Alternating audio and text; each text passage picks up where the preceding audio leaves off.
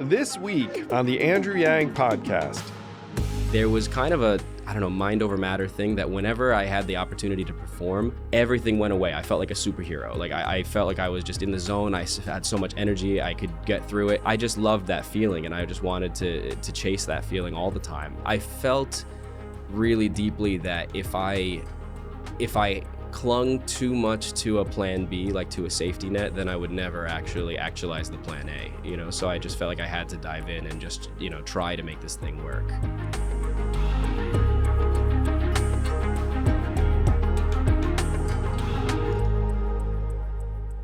It is my pleasure to welcome to the podcast a real-life magic maker, the 2024 North American Close-Up Magic Champion, my friend Blaise Serra. Welcome, Blaise. Thank you for having me, Andrew. Appreciate it. So, Blaise, you and I met at a charity event last year, and you were wowing the Suit Up Gala, which Zach founded, and you were wowing me and Evelyn and people around with these insane magic tricks. I mean, he's literally like the 2024 close-up magic champion of North America. And I was immediately blown away, but like now I want to get your origin story for the first time because I actually don't know it.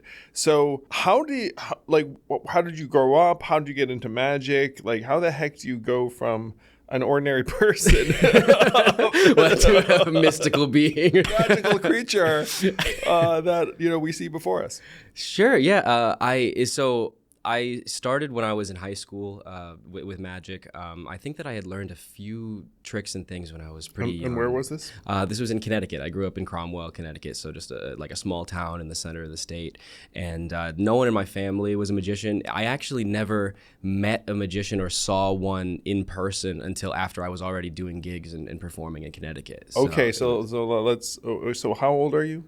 How now? Oh yeah, actually both. But yeah, how old are you now? Now I'm 26. But I sorry, I'm just laughing because you have you're so young still. And then when you started, how old were you? I think I was around 13 or 14. Yeah, okay, 14. So you're a 13, 14-year-old kid in Central Connecticut. Yeah. And what kind of kid are you? By that, like, are you sporty? Are you arty? Are you creative? You're the theater kid. Like, what's the jam? I would definitely say more of the like arty and theater kid kind of thing. I mean, I was definitely very academically focused. I think I've always been the kind of person that would set these really long-term goals and then try and kind of like reverse engineer like how I should be in the moment to try and like go towards that path. So I really wanted to try and go to an Ivy League or MIT or something like that. So, and what did your parents do? My mom was a teacher, and my dad is a massage therapist and works in sales and stuff. So okay, so you're like, okay, I'm really academic. So it sounds like you're kind of bookish. You read a lot, that sort of thing. Yeah, I think school ruined reading for me, but yeah, I used to be very bookish. Yeah, growing up, and then high school hit, and then the idea of taking a book I wanted to read and turning it into what felt like busy work, I think, kind of made me less apt to read. I'm trying to now, like as an adult, get back into it more. Oh, good for you. So then you're 13, and then what's your first magic trick? Like, how do you? Because even this origin story, like, I find remarkable because I feel like most people would be like, oh, when I was young, I got this magic set, and then like blah, blah, blah, or there's something kind of pushing you. But in your case, it sounds like you kind of stumbled into it. Yeah, absolutely. I started it more as a musician, like playing guitar and singing and things. And I think that's where I got the dexterity for like sleight of hand. And then we were actually, my freshman year, on a bus. We were heading over to this music competition with the band and the chorus. And somebody had a deck of cards. And I was very much a YouTube kid. I was like raised on YouTube. Like I learned a lot of guitar tutorials on YouTube. Before that, I got really obsessed with Rubik's Cube solving and went to like the national championship or actually the world championship for Rubik's Cube. What? Wait, how old were you when you did that? I was in like middle school. Yeah. So that's like what, 10, 11? Yeah, around. I think there might be a video on me of me on YouTube still. That's from when I was around like 11 years old or something, competing with Rubik's Cube, and so that was all. So that's a big one. Okay, so you have like just crazy fast digits. Yeah, the dexterity is definitely at least like I think if there's any natural ability with this magic stuff, it's probably just that the dexterity thing comes easy. Yeah, I'd say so. If you were one of the top Rubik's Cube speed solvers. I'm not saying I was one of the best. I mean, I was in like the top couple hundred at the time, but it was still insane. And I mean, if anyone looks at a video, it's like, it's almost seems supernatural how quickly people are whipping through these cubes. Oh, For nowadays example, it's insane. Yeah. What was like your fastest or average time or any of those? I think my things? fastest was about like 11 seconds, and then my favorite event was one-handed, and I did it in about 20 something. One-handed, nice. But then that actually influenced a lot of the sleight of hand that I've since created and published for other magicians. Is a lot of one-handed sleight of hand with a deck of cards. So I think that was kind of a natural. Oh, okay. So you have the deck of cards in this bus, and you're like, yo, I can like do some. Somebody things. had a deck of cards on the bus, and I had learned when I was in maybe 9 or 10 a few card tricks on YouTube around the same time that I got into the Rubik's Cube stuff, around the same time that I got into guitar. It was all just kind of YouTube tutorials that came up in my algorithm. And so now fast forward to being in high school, I didn't really remember the tricks that I had learned back then, but I remembered bits and pieces. So I asked them if I could see the deck, and I started trying to piece together whatever I could remember, and people started freaking out on the bus, and I was like, you are very freaky. I mean, now, I'm sure you were freaky at 13 too. So people are freaking out on the bus when you're doing things. Yeah, just with whatever I could remember from these tricks I learned, and then it made me go, okay, what if I actually tried to go home and actually create like a routine or something that I could then show my friends at school after that. So that's what you did. Mm-hmm, that's what I did, and started performing for my friends like after school, and then I wanted to know if it was just like my friends thinking that they were just being nice, or if it was actually cool. So there was one summer vacation, I think between my freshman and sophomore year, where I just started going up to people on the beach, at restaurants, wherever, showing them some magic. And there was this one couple that asked me if I had a business card, and I didn't, so I just wrote down my phone number on a playing card, and they called me months later for this big Christmas party that had like 300 people, and that ended up being my first gig, just kind of thrown in the deep end. And how much they pay you? I think they paid me like $60 an hour. And then it's like first 2 or 3 hours. Thing. You make a couple $100 as a sophomore. Yeah, and then had business cards printed up for that first one. A few people from that called me from those business cards, and then all of a sudden I had people in Connecticut calling me for their parties, and I started doing restaurants locally, and I would meet people from like insurance companies that wanted me for their holiday event, and all of a sudden this thing that was just a hobby started turning into like, oh, this could actually be a career. What origin story. Sorry, I mean, that's so fun. By the way, I mean, Blaise is a hit.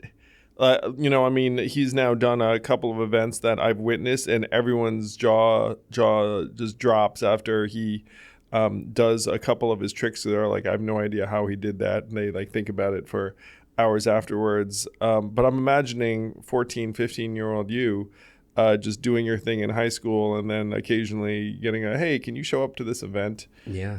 And then you do it and you make a couple $100. And so this sounds to most people like the cool thing that you do as a teenager, as like a side hustle, side gig. But then your parents are like, okay, go to college, study something real, et cetera, et cetera. Is that what happened to you? I actually don't even know. Like, so what does this look like when you're a senior in high school in terms of how much money you're making as a side hustle, like your consideration as to like, hey, I'm going to go pro. Like, I mean, and even saying those words, like, makes me laugh, because it's like when you think go pro, you think like an athlete. Yeah, exactly.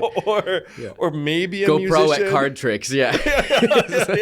Yeah. Mom and dad. That's their kid's dream. Seriously, they must be like, yo, hey, like, go get a real degree, et cetera, et cetera. So yeah, like what was the mindset? Let's say your senior year of high school. So my parents were incredibly supportive about this, and they would meet with the guidance counselors with me to try and talk about what my future plans were for this.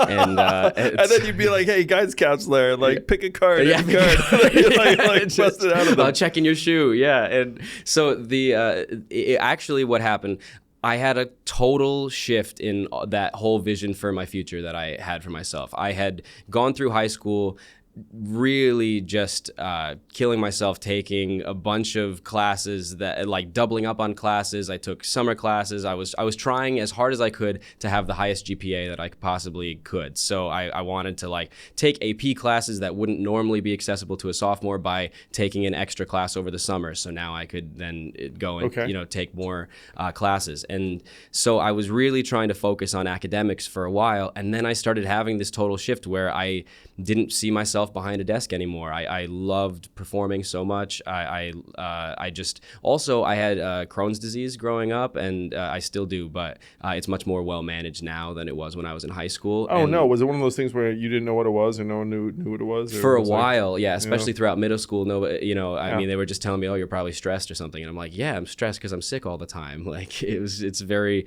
cyclical. And so in high school, I felt pretty tired and sick and uncomfortable most of the time, and there was kind of a mind over matter thing that whenever I had the opportunity to perform, everything went away. I felt like a superhero. Like I felt like I was just in the zone. I had so much energy. I could get through it. And then of course I would crash right after I got home after the performance. But that I just loved that feeling, and I just wanted to chase that feeling all the time. So then in high school, my junior year, I started getting more opportunities, both for the Magic and then a couple acting things. And so I was like, well, I really want to go for this and see what I can do. So I doubled up in classes my junior year and graduated a year early to just get out and start performing. So didn't go to college, had a total complete shift. I still was technically first in my class when I graduated, but I didn't have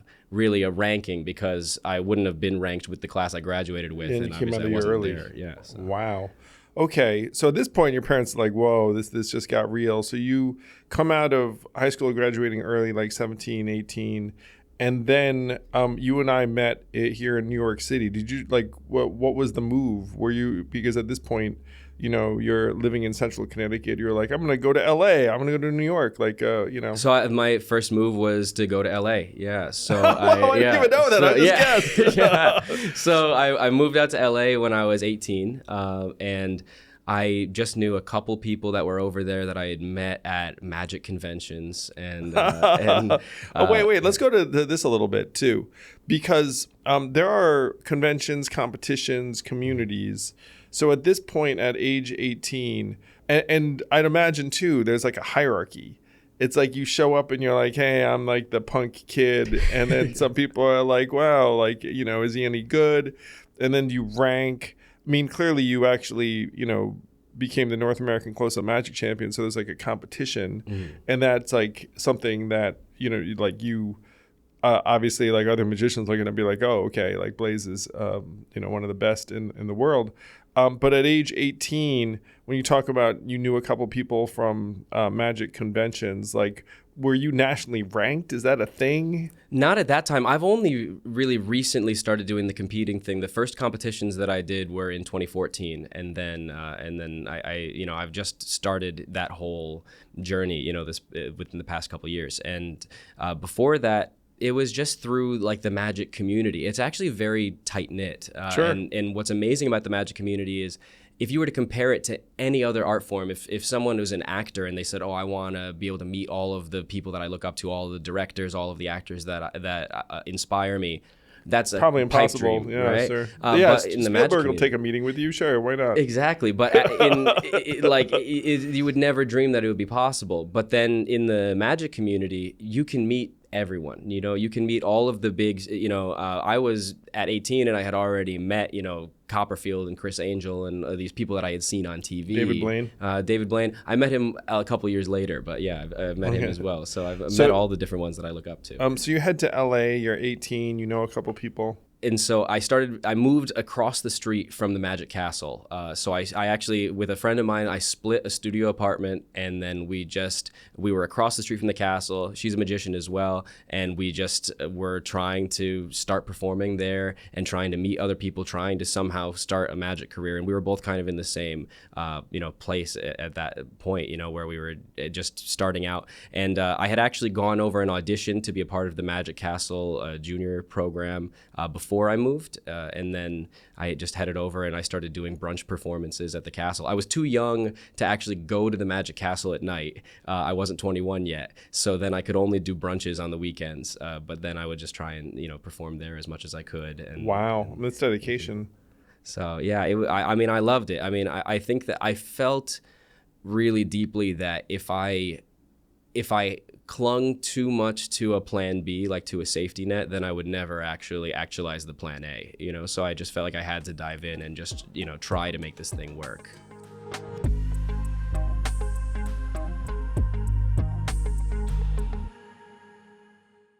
Thank you, listeners. Please make sure to like and subscribe. And if you have any questions, send them to mailbag@andrewyang.com, and we'll do our best to answer them. Thank you. Hello, listeners. You like money? I like money. Let's help everyone save some money. So I started Noble Mobile, the first cell phone plan that pays you to use it less, a data dividend. That's right. It's for real. Go to noblemobile.com/yang and find out how you can get bonus cash just for signing up. Get months for free, the whole shebang. It's awesome. Go to noblemobile.com/yang to find out more.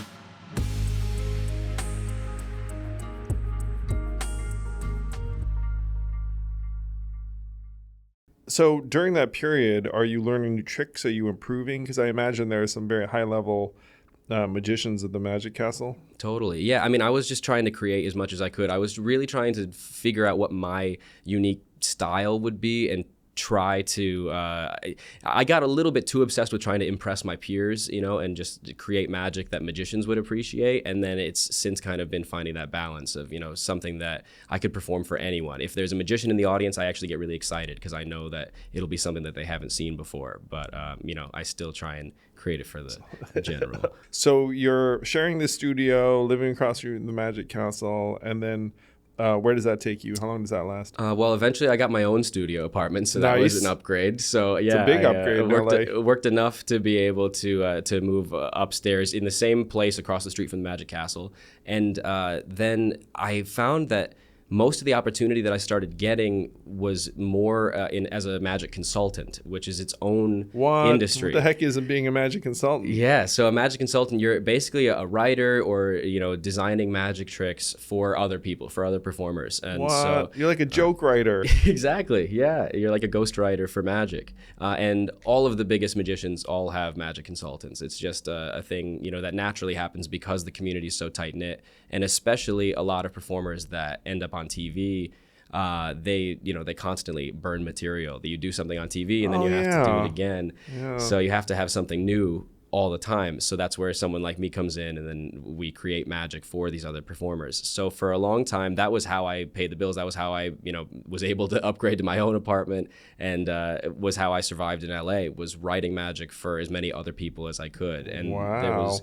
one act that I consulted with who was on America's Got Talent. I just it started out not as a paid thing, just, offering to help while they were on, and they did really well on the show. And so then suddenly they had a bunch of TV appearances and things. And they're like, we need some new freaking tricks. Yeah. So then that's where I came in to try and help them with co-writing. And they're like, now we're getting paid, magic. So we'll give you some money. Exactly. So that was what I did for quite a while, was mostly working behind the scenes on shows in LA. And then right before COVID, I moved to Vegas. Like literally the day that the lockdown started was when I made the proper move. Before that, I was going back and forth, just staying in hotels and things, working in Vegas. And I don't even know about this Vegas chapter. So you moved to Vegas in 2020? Yeah. And then there's a lockdown, and then what happens? And did you move to Vegas because you're like, ooh, this is going to be a great place for me to perform? Oh, totally. Yeah, I thought it was going to be a great opportunity. I mean, at that point in time, I was working behind the scenes on a show, and I thought it was going to be this consistent gig, and then eventually I'll be able to make my own break and do my own thing. And then everything shut down, and live shows took a really long time to reopen because you having people crammed together in an audience isn't not great. Really social distancing. So yeah, that took a while to finally reopen. I was in Vegas. I moved there in March of 2020. I was waiting things out. We kept being told that the casino was going to reopen. They were like, oh, 2 more weeks, 2 more weeks. Yeah, who knows? And then eventually in November of 2020, I decided, okay, well, we've already done the writing on this show. My aspirations aren't necessarily to just be a stagehand, perpetually. I really want to start performing again. And, also, I will say, Blaise, like, knowing you and like your performance or whatever, you have star quality to you. Thank you so much, man. Yeah, no, I mean, you're being behind the scenes, creative, helping people. I mean, I'm sure it was awesome and fulfilling, but you seem like you should be in front of a very large audience or a small audience in like in an event setting. But you just got that energy and aura to you. No, I really appreciate it. I mean, that's what I got into Magic for, was the performing. I really love performing, and first and foremost. And so although it was an amazing creative challenge and I learned so much being able to work with it's what the market people. Opportunity was, Yeah. I mean, it's a lot like I know a lot of comedians or whatever, and then there are some folks who wind up being writers for SNL and writers for sitcoms and whatnot, and that's cool. And then some of them are like, F that, I really want to, I mean, a lot of them might do stand up on the side, just to feed their creative impulse. Some are like, screw it, like I'm very happy just to be a writer. Yeah. Some like go full bore.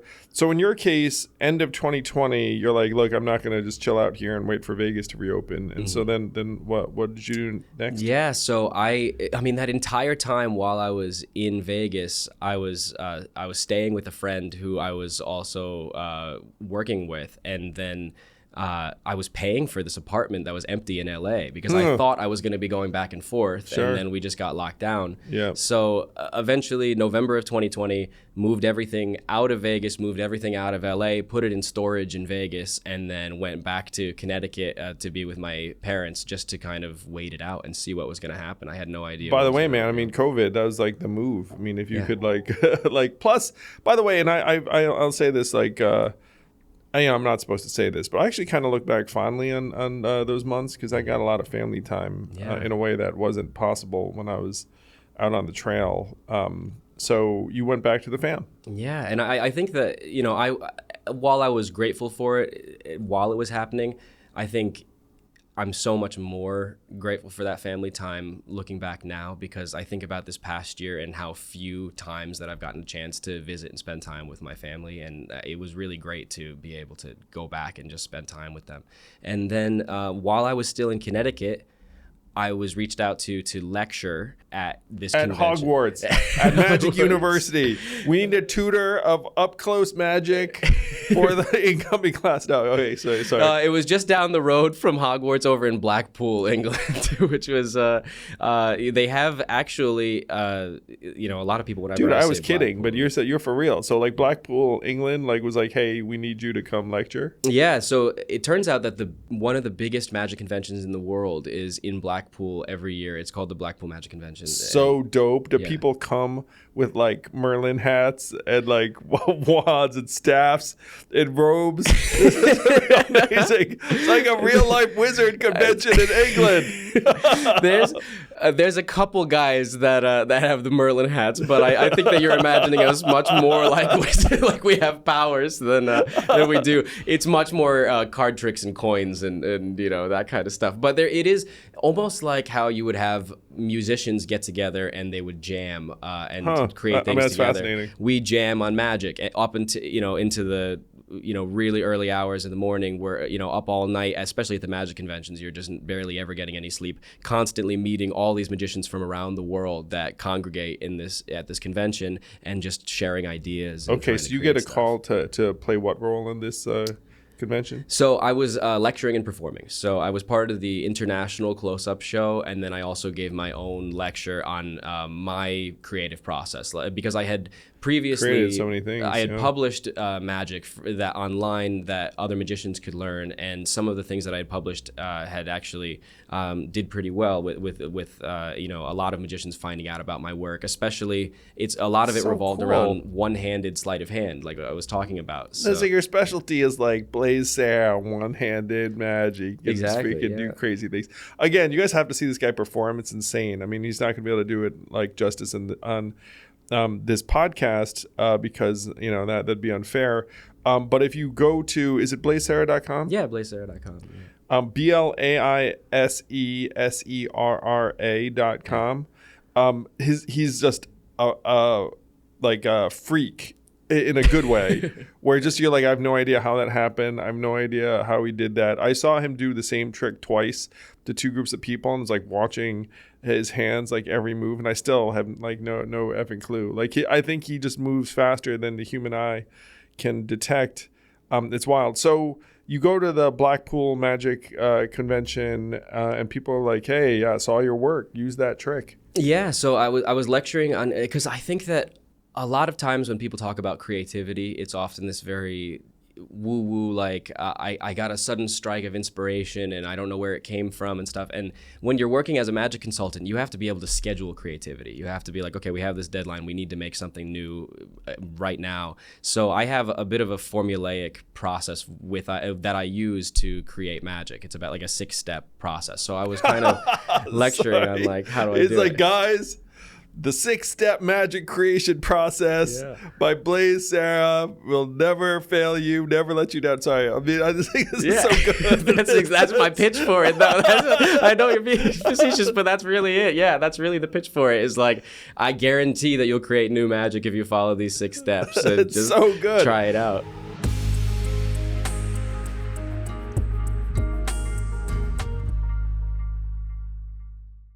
This podcast is sponsored by Helix Sleep. I have been a proud, happy Helix Sleep customer for years now because my mattress just keeps on giving. I've always been someone who thought, you know what, you should invest in a proper mattress because you're on your back or your belly or your side for 8 hours a night. So I ordered an Ultra Dawn firm mattress and it has been a game changer. I've had it for, now years, and I'm telling you, total transformation. Go to helixsleep.com/yang for 25% off site-wide.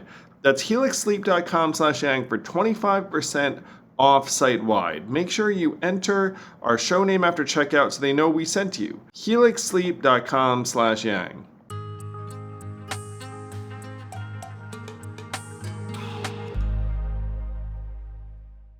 Okay, so you show up in Blackpool, England. It sounds like that leads to some other opportunities. So another person that's from New York, Mark Calabrese, who is an incredible sleight of hand artist in his own right, he was also there as part of this same international close-up show, and he also did his own show and lecture.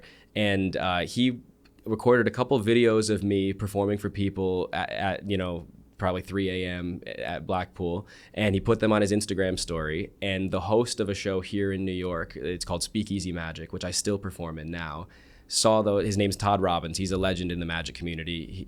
He created and hosts this show in New York. And he saw those videos and he reached out to me and said, "Hey, would you wanna come?" And I was like, "Okay, well, I'm in Connecticut. I'll take the train, Sure. 2.5 hours down to the city." And I would do it as often as possible. And what's interesting about the format of the show, I don't want to spoil too much because I would really recommend people check it out in person themselves because it's a unique show. Everything from the moment you walk in has been designed, like a curated. So the way they find it, it's Speakeasy Magick? Yeah, Speakeasy Magick, and the magic is spelled Magick. So speakeasymagick.com. And that show, the number of tables that are sold, the number of tickets sold dictates the number of magicians that have to work that night. So because we want to make sure that it's each a room table gets full a of screaming. magician? No. It's a room full of screaming.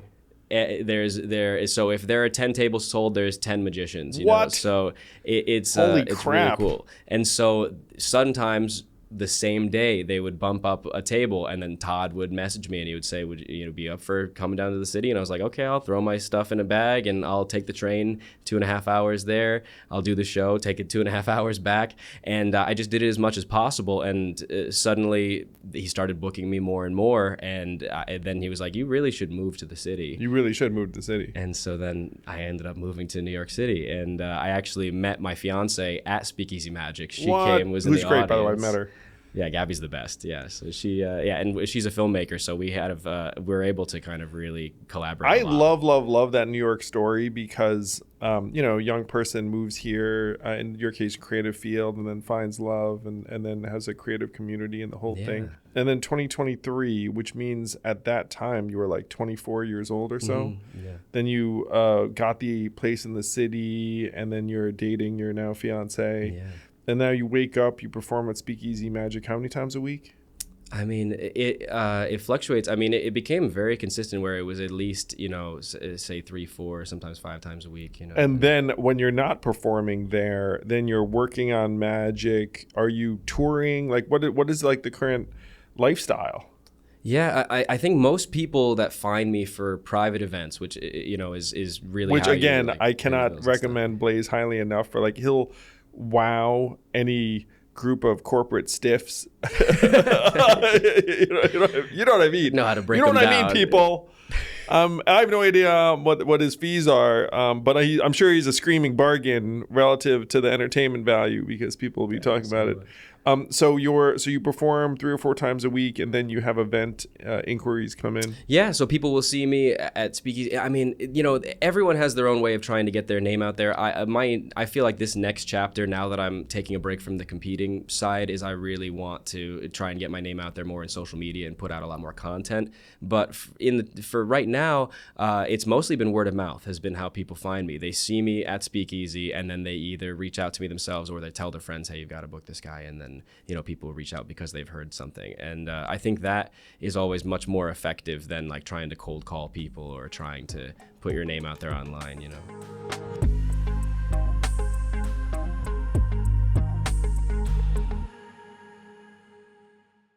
This podcast is sponsored by ExpressVPN. How did you choose which internet service provider to use? The sad thing is, most of us didn't have much of a choice because ISPs operate a lot like monopolies in the regions that they serve. They then use this monopoly position to take advantage of customers, and yes, they even sell your data, your activities to advertisers and big tech companies, and you don't see a dime. That's why I protect my internet surfing and devices with ExpressVPN. When you use ExpressVPN, it's like a magic portal to a perfectly safe and anonymous internet. And don't take my word for it. This is the #1 VPN service according to CNET. It's used by major companies all over the world. So stop handing over your personal data to ISPs and other tech companies who then mine your activity and sell off your information. Protect yourself with a VPN I trust to keep my privacy online. Visit expressvpn.com/yang. That's expressvpn.com/yang to get 3 extra months free. Go to expressvpn.com/yang right now to learn more.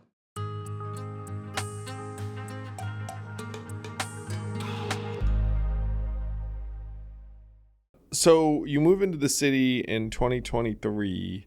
And then somehow you're competing this whole time and you wind up the 2024 North American Close-Up Magic champ. Like, where was that competition? How does that work? Yeah, so that was my second ever competition, was the North American Championship. Before that, I did another. There's a company group called IBM, and it's not the IBM It's the my dad worked for that IBM. Yeah, this is the one. International Brotherhood of Magicians. Yes, let's go. Oh my God, guys! And then can you imagine the headquarters? And there's like the giant table, and then again the Merlin hats, and then some wands, and some staffs. The International Brotherhood of Magicians. I want in to that IBM. Make me a brother. Man, I'm just imagining like how South Park depicted the Apple, the Genius Bar. Just like the Council of Geniuses. The International Brotherhood of Magic. Okay, so they're the ones who hold this competition. Yeah, so they host the IBM. Their championship. So I competed in that one first, and I won the People's Choice Award for that. And that was my first ever competition to try and get the experience for what I needed to do. And then I went on to the North American Championship, which was in Arlington, Texas. Fascinating. And so how many people were like entrants? Probably around, say, 50 people or something. Right, so 50 of the top people, because obviously you don't show up to this thing if you're not pretty serious and legit and think you have a chance to do something. I mean, so you have 50 of like the top people in North America show up. Mm-hmm. And then you guys have various like categories and events and judges. Yeah, various categories. And so there's a whole separate stage competition. So when I won that one, I became the close-up Magic champion. And then another friend of mine, Alex Ramon, he became the stage champion. And so there's different divisions. And then as you progress, there are also kind of subdivisions within those categories. So I was specifically competing for cards, but there is micro magic there, which is part of close-up. There is parlor magic, mentalism is part of stage, comedy magic. So these are all different general magic, manipulation. They're all different subcategories. You do have a special thing for playing cards. I mean, you and playing cards, man. Yeah. I mean, you can just do some crazy stuff with it. So after you win that competition, it seems like a significant industry accolade. Is it then like, hey guys, Speakeasy, you need to pay me more. Like, hey, my gigs, like now that like that, my fee just went up, or like, is there? I mean, all of the cast members of Speakeasy, they have a lot of accolades in their own right. They really have a great curated list, and they're not necessarily people who tend to be competing. That I found that. There's a subsect of magicians who are interested in competing. And for me, I just loved it as a personal goal, because the things that I created for that act were really trying to push myself as hard as I could to, come up with things that would be really impressive. Sometimes those kinds of things are like, really good forcing function for yourself. 100%. You know what I mean? Yeah. Like you need deadlines, you need some structure, you need some of like the competitive energy. So I think it was the right move for you to like put yourself in that position, because you're like, all right, it's go time. Gotta write some freaking incredible. I got to use Blaise Serra's 6-step process to make some awesome magic. Exactly. Yeah. I mean, it was such an amazing experience, because it really forced me to try and spend hours every single day with this singular goal in mind of, I have this one shot at this performance. I have to try and make it as innovative as I can, and so for that, I ended up creating so much magic that I never would have before. I really got obsessed, especially with the idea of like sorting a borrowed deck of cards. I had this idea of like, I want to borrow a deck, because where can you ever borrow a deck of cards in a performance? Like a magic competition is one of the only places where the people in the audience all have a deck of cards on them. It's so funny. So I was like, I want to borrow a deck. I want them to shuffle it. And then as I'm doing this routine, unbeknownst to them, I want the whole deck to end up being sorted back into perfect order, like new deck order. And so I was just going through and trying to create, as efficient of a way as I could to do that and come up with algorithms for it. And that took hours and hours of practice every day, to try and make it look smooth and like I'm not doing all these calculations in my head. That would blow other magicians away. They'd be like, because they would know what you needed to do, and they'd be like, that's insane. Yeah. I mean, last night I just lectured for the New York Society of American Magicians chapter, and they were freaking out over the card sorting. They were like, that's nuts. Ridiculous. They were like, why would you even subject yourself to this amount of practice to try and bring this to life? But I feel really fortunate that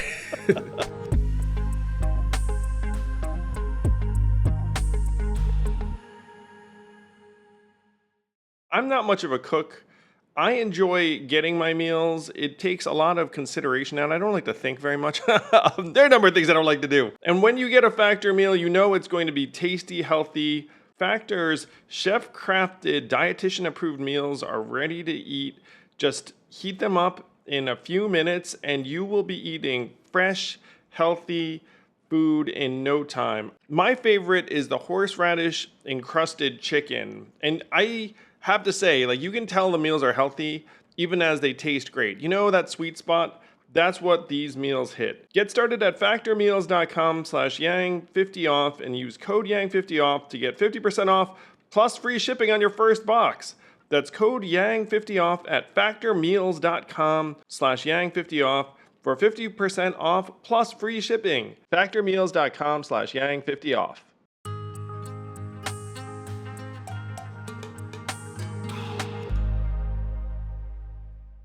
What's next for you now that you've crossed that threshold? Because you're clearly a super ambitious, creative guy. Well, the next chapter, actually, I haven't even told the people at Speakeasy this, but I'm about to be moving to Hong Kong for half of the year. Wow! So with my fiance, she's from southern China, right next to Hong Kong, and so we're going to be in New York half of the year, and then in Hong Kong for the other half of the year. And I've been looking into the magic scene in Hong Kong, and there are a lot of amazing creators and performers who do private events, but I haven't really seen anything that is like a consistent public close-up magic show. And so maybe there are that I just haven't found it. It could be like Speakeasy Hong Kong. Yeah, I mean, I don't know if they'll be up for trying to franchise it, but like I do want to try and go out there and bring the show that I do personally, like my 1 hour full show, and try and bring it over there. Or have you spent much time over there? Yeah, I love Hong Kong. Yeah, it's amazing. Yeah, I love Hong Kong too. I studied there for a semester my junior year and had family there that is now left. But I have really, really fond memories. And I went back multiple times after that experience because I have family in the region. And we're now working with you at Noble Mobile to try and create some magic. And I think you're like a very noble human, but also your art form is best experienced in real life, which is also very consistent with like the noble. Hey, totally, a little bit less phone. And I think you might have just switched to Noble from Verizon, like me. I mean, you did it a little bit after I did. But yeah, is that right? Yes. Yeah. So I just made the switch to Noble. And I mean, I still have all of my... It also took me like way less time than I expected. It took me like 5 minutes to do this. Yeah, it's like almost like a magic trick. Yeah, exactly. A magic trick that saves you money every month. I'm pumped for your journey to Hong Kong on a personal level because I'm sure it's going to be a blast. It's a great place to spend some time. It sounds like Gabby's family is from that area too. Yeah, so her family is from southern China in Guangxi, and so I've been like really trying to. I've met a bunch of people. I actually lectured in Beijing a couple years ago, and so now I've been talking with them about doing a lecture tour over there. So my goal is that by the time I move to Hong Kong, I want to be able to do my full lecture in Mandarin because I've been learning Mandarin for like the past 3 years, and so that's kind of now that I am out of the magic competition thing, I'm putting all of that obsessive energy into like trying to focus on learning Mandarin more so as a personal thing, to be able to talk to her family because her parents they've been putting a lot of effort into trying to learn English since we've been together. Sweet. So now I'm trying to be able so to talk to them. Now how do your parents feel about the entire arc and journey? I mean, obviously you're still so young in your career, but you're 26.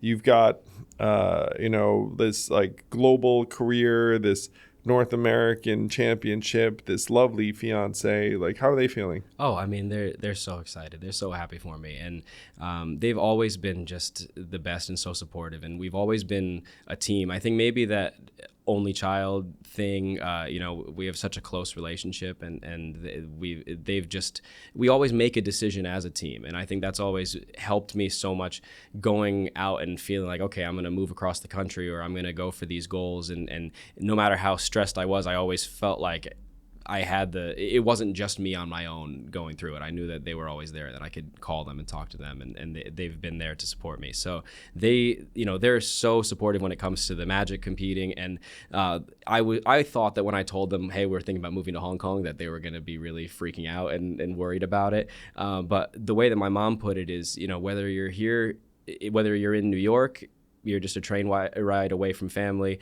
Whether you're in Hong Kong, you're going to be near family as well. So it's so sweet. Yeah. So how much longer are you in New York for? If someone, for example, wanted to book you on a gig at blaiseserra.com. Yeah, we need to figure that out actually, because our lease is going to be up end of November. For me, as a magician, most of my work is the second half of the year. It's a lot of corporate holiday parties. Everything is really October, November, December is crazy busy, and then the first half of the year for me is not as busy, especially as like wedding season tapers off. So it would actually make more sense for us to just make the leap, go over to Hong Kong for the first half of the year, and then come back to New York. But we really love New York, and we don't know if we're ready to leave just yet. So we're trying to. Well, you can still see Blaise in person at Speakeasy Magick with a K, or book him at blaiseserra.com. Man, what a an inspiring journey. And obviously you're still in the early days. So impressive, man. Your abilities are unreal. And it's even more unreal now knowing that you're this world-class creative where you're actually making groundbreaking new tricks that impress other magicians. Because, like, you know, I don't know a whole lot, so I'm just like, oh my gosh, I don't know how this guy's doing this. But the fact that you've been the creative force behind other people's shows, and that you're trying to push the envelope. I mean, it makes sense to me not knowing you, but really, congratulations. And you've already accomplished a whole lot at the age of 26. But you just pursued your passion and have made it work at the highest levels. And, you know, it's really awesome. Thank you. Yeah, I mean, I'm super fortunate. There are so many colleagues of mine that didn't have that same level of, you know, support from their parents, and they were able to succeed in the magic world in spite of that, you know, rather than the fact that, you know, I always had them on my side. I think I was fortunate that while I was in high school and making this decision to transition, I still was trying to work really hard on the academics. So they knew that I wasn't closing one door to go down the other path. They know I love learning and that I would be open to going to college at some point in the future, and that I always could go back down that academic route if I needed to. But so far, I've just been kind of trying to pursue as many opportunities as I can, you know, on this path. You should create your own college, a college of magic. Blaise Serra's Magic U. honestly, I've been an education platform is in the works, and I was gonna ask you your advice afterwards on how I can start pitching that and trying to get investors and things. So yeah. Well, let's let's take it offline. Offline. See what I did there? Offline party. Come to a city near you. Blaise Serra, BlaiseSerra.com. Dude, I can't wait to see what you do next. And really, congrats on your journey thus far. If you guys see him in person, it's mind blowing. Thank you so much. This has been an honor, and it's been so great to be able to chat with you. I've looked up to you for a really long time, and this means a lot. Thanks, Blaise. You know, I mean, dude, I look up to you in terms of some of the things you can do with like these magic hands of yours.